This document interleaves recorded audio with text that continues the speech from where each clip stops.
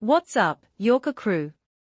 If you've been holding your breath waiting to see if the India vs Pakistan match would actually happen, you can finally exhale. In a dramatic last-minute U-turn, Pakistan has officially withdrawn their boycott.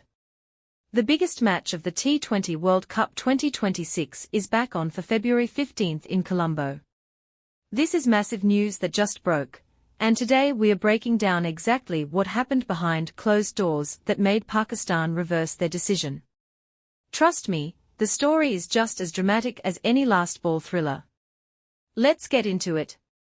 So here's what went down. Late Monday evening, February 9th, the government of Pakistan issued an official statement directing the Pakistan national cricket team to take the field against India. Just like that, a 10-day standoff that had the entire cricket world on edge came to an end. But how did we get here? Let's rewind quickly. On February 1st, Pakistan announced they would boycott the India match in solidarity with Bangladesh, who had been kicked out of the tournament for refusing to travel to India due to security concerns. Pakistan's Prime Minister Shehbaz Sharif himself backed this decision, calling out what he saw as the ICC's double standards. Fast forward to this week, and everything changed. So what made Pakistan change their mind? Three major factors. First, the role of Bangladesh itself. BCB President Aminul Islam issued a statement thanking Pakistan for their support, but requesting them to play the match for the greater good of cricket. Think about that. The very team Pakistan was standing up for asked them to stand down. That's powerful. Second, pressure from Sri Lanka. President Anura Kumara Disanayak personally called Prime Minister Shehbaz Sharif, requesting serious consideration to resolve the issue. Sri Lanka, as the host nation, was staring at massive financial losses if this match got cancelled. The India-Pakistan clash brings in hundreds of millions in revenue, tourism, and global attention. They needed this match to happen. Third, multilateral pressure from multiple ICC members including the UAE and other cricket boards. Everyone was telling Pakistan the same thing. This match is too important for cricket. Too important for fans. Too important economically. But Pakistan didn't just cave to pressure. They negotiated. And they got results. The crucial turning point was a marathon 6-hour meeting in Lahore on Sunday. PCB Chairman Mohsin Naqvi sat down with BCB Chairman Aminul Islam and ICC Director Imran Kawaya. These weren't just courtesy talks. This was serious negotiation. And here's what Pakistan secured. Bangladesh, despite being excluded from the tournament, will face no financial penalties. 0. They'll still get their full revenue share from the ICC. But it gets better. The ICC granted Bangladesh hosting rights for an additional tournament in the 2028 to 2031 cycle.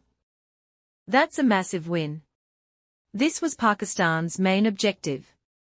They had called Bangladesh's exclusion an injustice and an example of double standards. By securing compensation and future hosting rights for Bangladesh, Pakistan achieved the stated goal. Now, reports suggested Pakistan was also pushing for other demands. Revival of bilateral cricket with India. A tri-series between India, Pakistan, and Bangladesh. A larger share of ICC revenue. Better treatment in future hybrid model arrangements. The PCB has strongly denied that bilateral series with India was a condition for playing the match, and most of those other demands were reportedly declined by the ICC, which maintained that bilateral series are outside their jurisdiction. Countries decide that themselves, not the ICC. But the Bangladesh issue. That got resolved. And that was enough for Pakistan to reverse the boycott. Let's talk about the legal angle for a second, because this is important.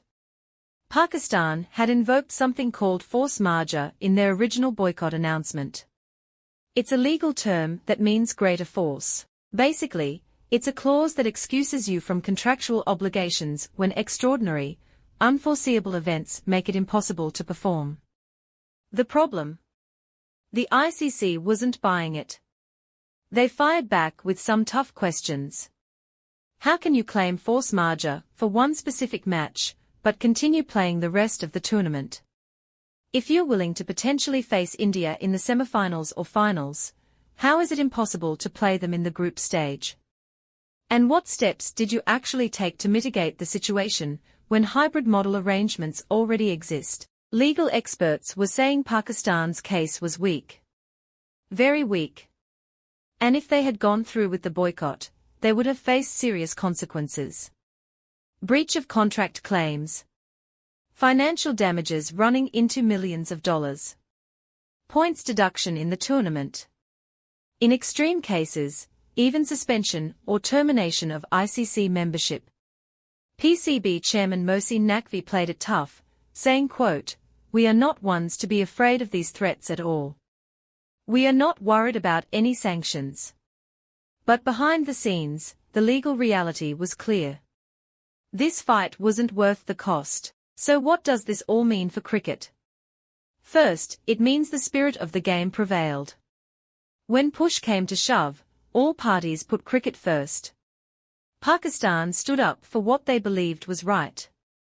Bangladesh showed maturity by asking Pakistan to play. The ICC found a compromise that gave Bangladesh justice while preserving the tournament's marquee match. And Sri Lanka's diplomacy helped bring everyone to the table.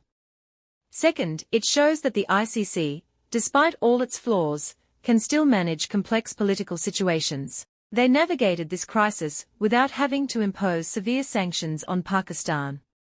They found a way to compensate Bangladesh. And they kept the tournament on track. That's a massive win. This was Pakistan's main objective.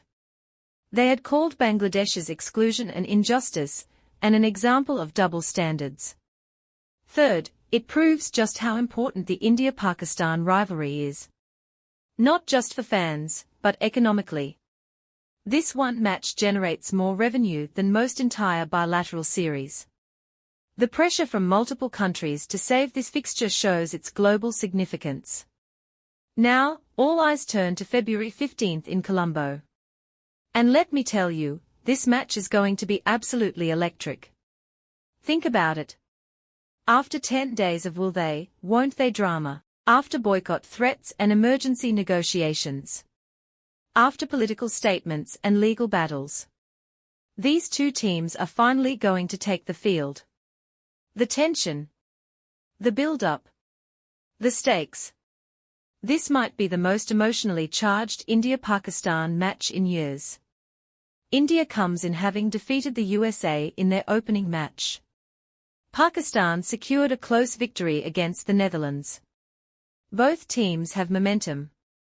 Both teams will be desperate to win. A victory here could be crucial for topping the group and getting a favorable knockout draw. The security is going to be unprecedented. Sri Lankan authorities will leave nothing to chance. Every precaution will be taken to ensure the safety of players, officials, and fans. And the viewership. We are talking potentially over 700 million people tuning in worldwide. This could break records. The entire cricket world will be watching. Here's what I think, Yorker crew. This whole episode shows both the best and worst of cricket. The worst. That politics and geopolitics can still threaten to derail the sport we love.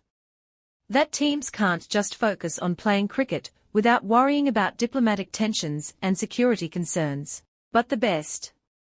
That when it really matters, cricket finds a way. That nations can negotiate and compromise. That governing bodies can find solutions. That the spirit of the game still means something. Pakistan's initial stance was principled. They saw an injustice done to Bangladesh, and they stood up. That deserves respect. But their willingness to find a compromise that actually helped Bangladesh while saving the match. That deserves even more respect. Bangladesh showed class by requesting Pakistan to play.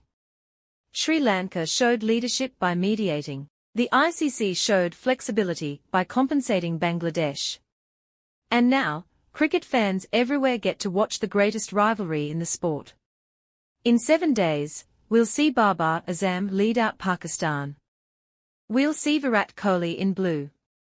We'll see Shaheen Afridi charging in. We'll see Jasprit Bumrah with the ball. We'll see the passion, the intensity, the drama that makes India versus Pakistan special. The match that almost wasn't will finally happen. And honestly, after all this drama, it better be an absolute classic. What do you think, Yorker crew? Was Pakistan right to initially boycott? Did the ICC handle this well? Who's going to win on February 15th? Drop your thoughts in the comments below. If you're part of the Yorker crew family, smash that like button, hit subscribe, and turn on notifications because we'll be bringing you all the build-up, analysis, and coverage of this historic match. Cricket is supposed to bring people together.